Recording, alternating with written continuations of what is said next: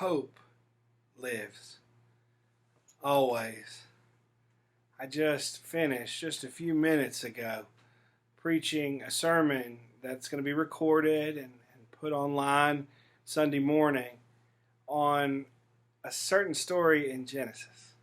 A story that some people are familiar with. If you want to read it yourself, it's Genesis, first book of the Bible, Genesis 17 through 21. You can see the whole story. But it's the story of a couple, a much older couple, who God promises that He's going to provide them a child. When they have this baby, the father, a man named Abraham, is 100 years old. And his wife, Sarah, who gives birth to this child, she is 90 years old. And before this happens, God talks to both of them and says that they're going to have this baby in due time. That's the way God phrases it. In due time, this baby is going to be born.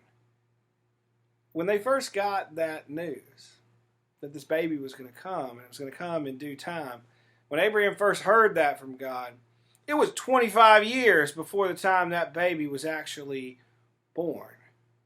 So he waited 25 years until it was due time.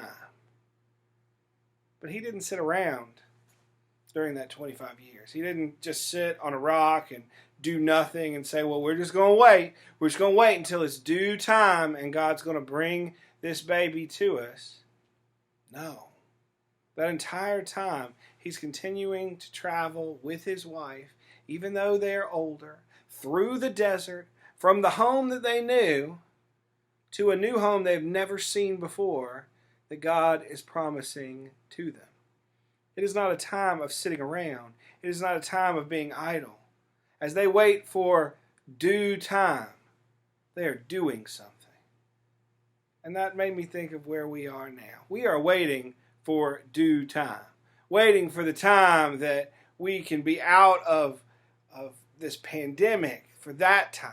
Waiting for the time where justice and equality is a reality in our world. That's what we are hoping for.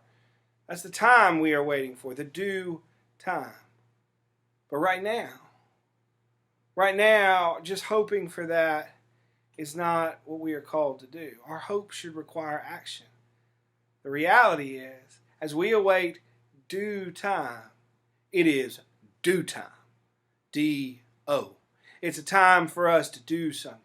A time for us to make sure that we are social distancing. Time for us to make sure that we are doing the things that we need to do to inspire and create unity among our neighbors and friends. Doing the things that we need to do to reconcile. Doing the things that we need to do to protect our families and to protect other peoples in our communities. There's a whole lot going on in our world as we await for a time due to us of hope, a time of promise, a promised land.